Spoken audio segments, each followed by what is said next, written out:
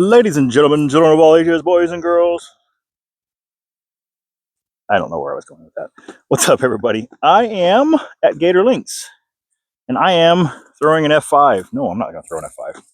I'm going to throw something more fun than that. I'm going to throw an A5 on a backhand at this basket that is, I don't know, 280 feet away, I'm going to guess. Just off a rough guess. This is a brand new pro pad. Shout out Paige Pierce and the Emerald Coast Disc Golf Club for cleaning up the course, installing this new pad. I don't know what to throw here, so we're just going to launch this thing. I love it.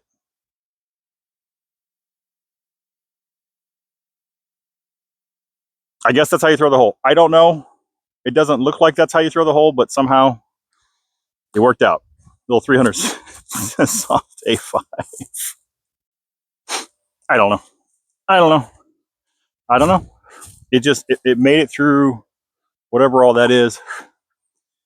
Let's see how the putt feels today. Putt feels pretty good. Putt feels really good. That is a birdie that I am not counting on, and somehow,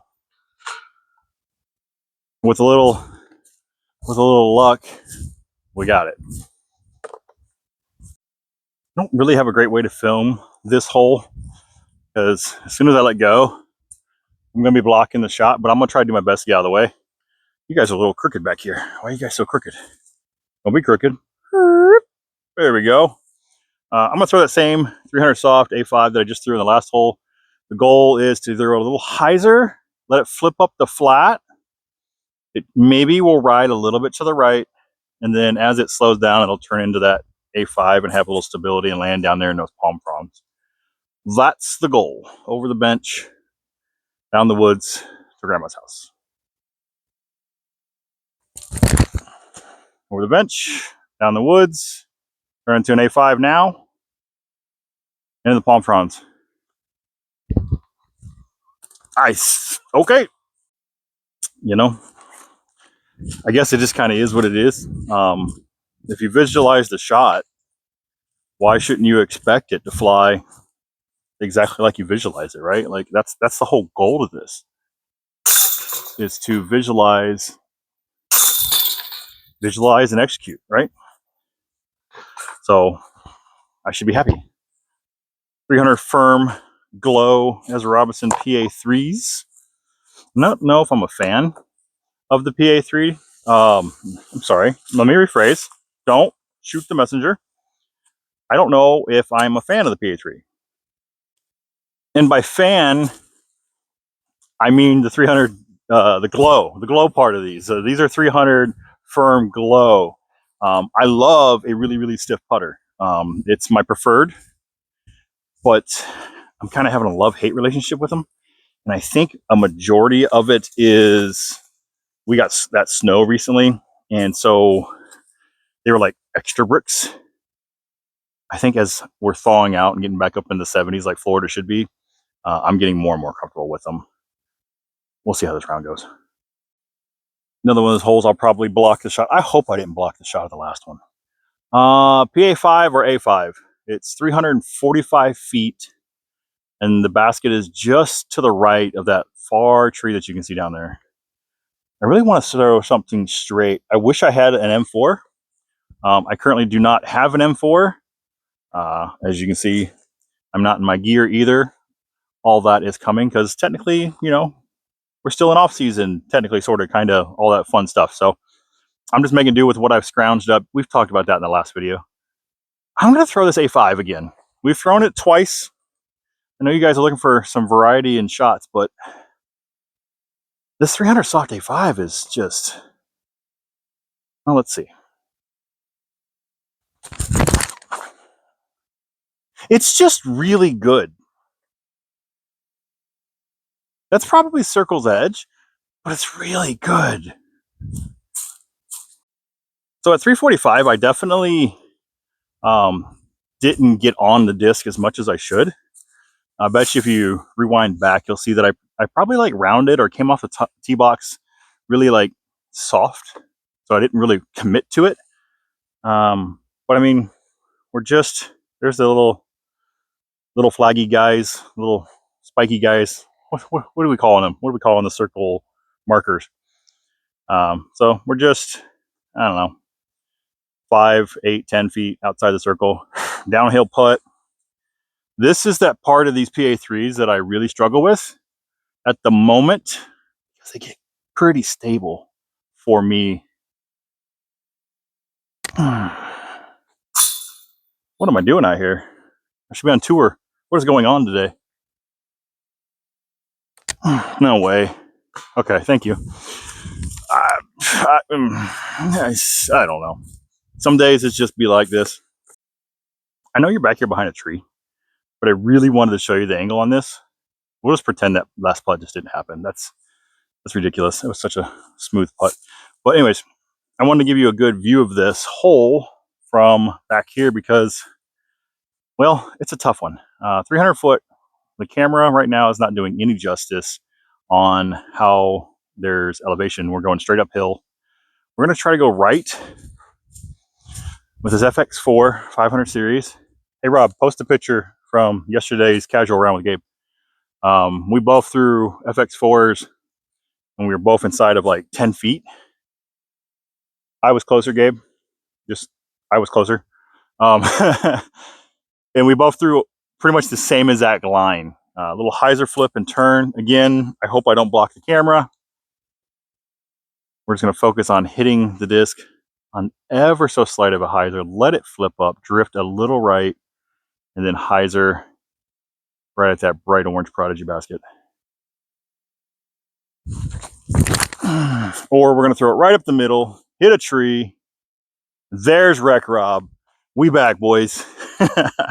We got to scramble. All right, we found it. It's over here on the left. I hope you can see the basket over there.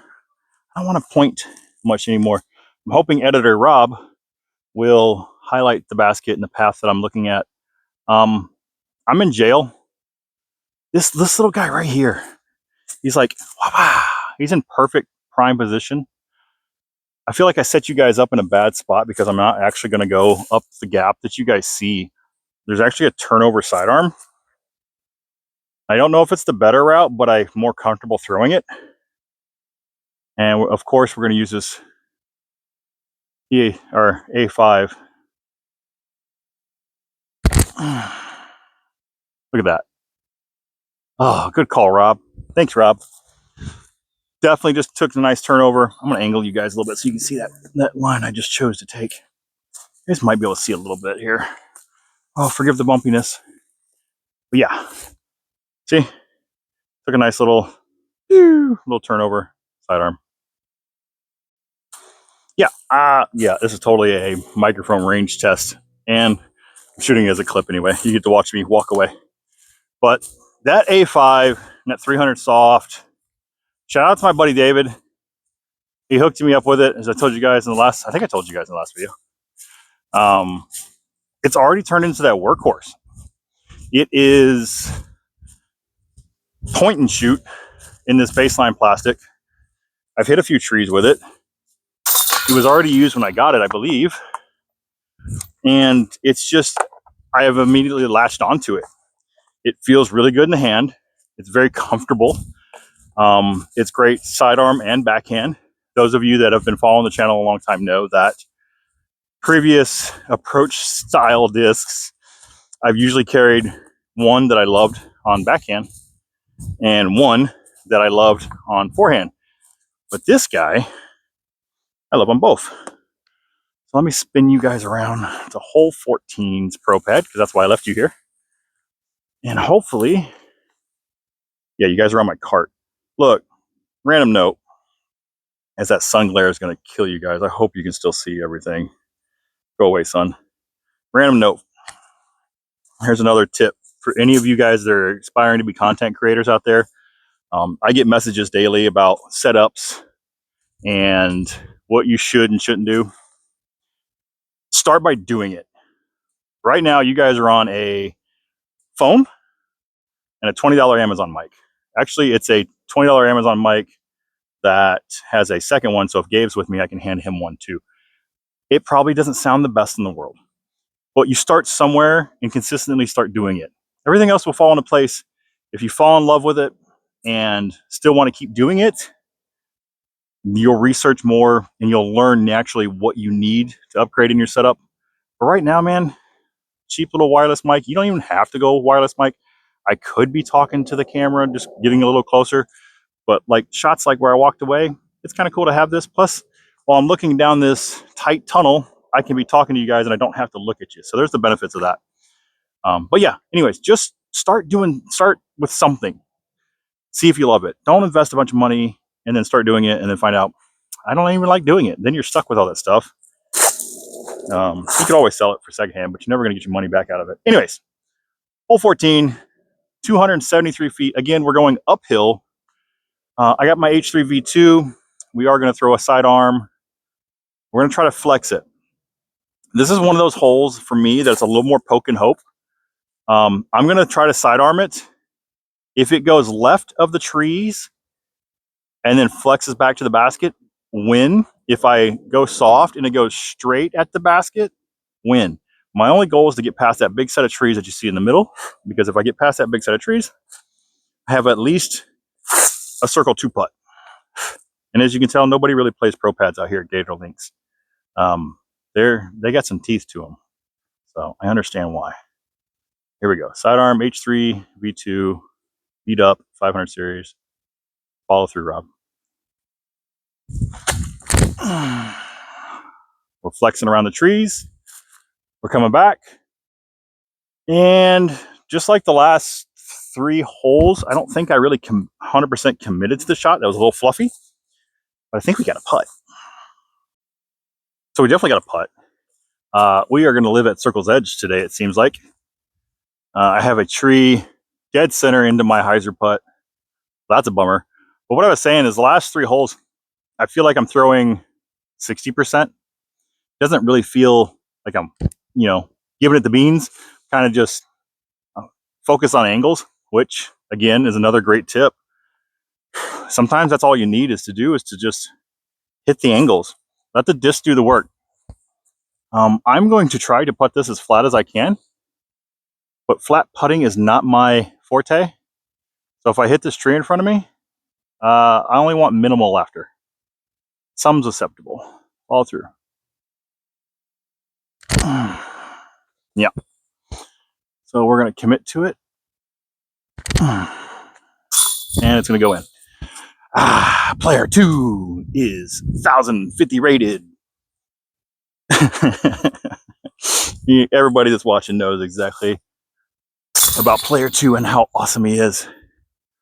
What's fun is when I played the tournament, was it in December, when Gabe got me to go play out in Panama City, player 1, which is the 1,000 rated player 2 couldn't figure out how to putt to save his life. But when you're in tournaments, player 1 is all that matters. On to the next hole. I don't have any clue on how to film this hole. It's a tight tunnel that finishes over there. The best thing I can describe this hole is you can see where the sun is hitting the wood line. I am trying to throw something low that's going to skip to the right. The hole is only 255 feet. For some reason, I'm liking the Falcor as just a little chop sidearm. I don't have my go-to sidearm just yet. Like I said, still working through the bag. But this is one of my stable drivers. I got a couple of really nice stable D2s, but I don't want to throw them in the woods right now. I want to leave them like they are because I already have in my head a bunch of courses that I want to go throw them on, and I don't even want to season them up. I want to find a nice sidearm disc. Comments. What is your go-to sidearm? I'm guessing for hyzer it's going to be an H1. But what's a driver that you like throwing sidearm? Is it a flat top D2, D3, D1? Could be an FX2. But we're going to throw the Falcor, overstable distance driver, and we are just going to try to skip it. Just a little skip. A little skippy, skip around the corner. We're going to follow through. We didn't follow through. We're going to go in short. We're going to get lucky. We're going to cut through the middle of the trees. And I'm guessing circle's edge again. Let's try that H1 because I do actually have an H1, but this one's a little beat up. So we're going to give it a little pop. Should have threw the H1. Look at this thing. Look at it go. Go in. Woo! I got an H1. I forgot that I actually have an H1, but it's a little seasoned. I need to trust it more. I'm going to leave you guys up here on the pro pad for the next hole. The Falcor definitely just inside the circle. Tree directly in line with our putt. As always at Gator Links, the H1 is like just outside bullseye. Trust to the H1. We're going to do a little straddle. We're going to follow through and commit. We're going to pick that little chain link just on the pole and follow through. We follow through and follow through. We follow through. A little downhill got me. These last 3 holes that you've watched is some of the only elevation in the Florida Panhandle. And it's not even elevation. You guys that are outside the Florida Panhandle, look, for us, speed bumps is elevation here. So that's what I'm going to blame. I totally didn't miss that putt. It's because the earth falls down in front of me. And that's why I missed that putt. Sun, go away. If I hold my hand like this, it does. Sorry, guys. We're going to have to deal with it here. I'm going to get a little drink of Wawa. So, hole 16. You guys love the sound of drinking water, right? Hole 16, pro pad, short, long pad. What do you guys call them in your area? Pro pads, long pads, gold pads, red pads, blue pads? What's the go-to for your area? For this course, it's a pro pad, aka long tee. 219, dead straight. One of my favorite holes out here. The basket looks like it's level with us. And technically, it is, but the green is actually down in a valley, and the basket's raised. I'm gonna take this PA5, hit it on a hyzer, and let it just flip up and glide forever. Hopefully not too far. Or yank it right.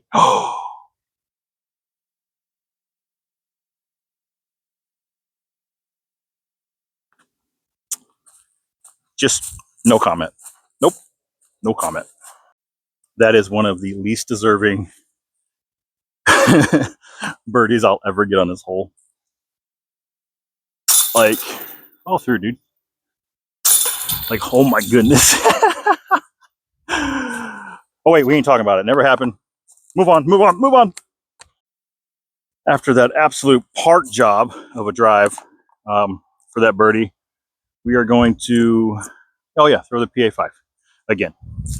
This time, hole 17, 306 feet. This one I want to give a little height. Give it some hyzer this time instead of doing that.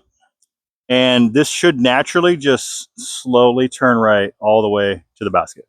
That's the plan. This is probably the hardest hole in the course.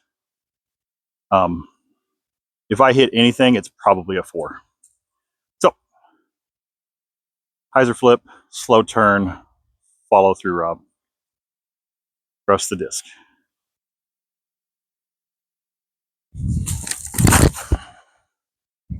Oh, I love that disc.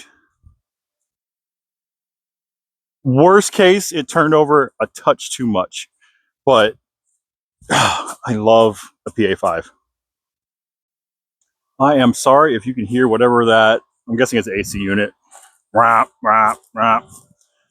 We are actually inside the circle. I think it might have turned over a little too much and hit one of these trees and kicked back over here, but I still would have been in the circle or circle's edge, which is crazy because this PA5, man, the glide is just absurd. And it doesn't turn and burn. I love it. So got a little root on the back left foot. That kind of sucks. It's going to throw my stance off a little bit. But we are going to focus on that chain link. We're going to make sure the putter feels right in our hands. we're going to follow through.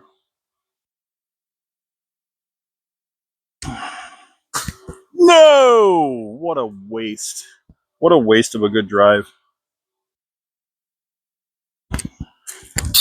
Oh, player 2, baby. That first putt actually looked really good. But you kind of see exactly what, and I'm thinking it's more in here because you guys have watched how many player 2 putts just go right in the middle of the basket. In my head, I'm like, it's a brick, it's a brick, it's a brick. And I'm just not committing to it.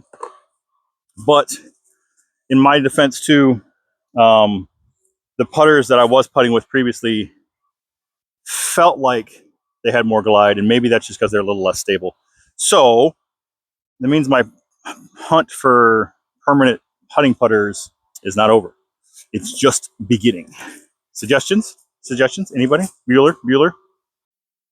I guess that just kind of goes with anything, right? Like, if you don't feel it, then, like, you're never going to get comfortable with it.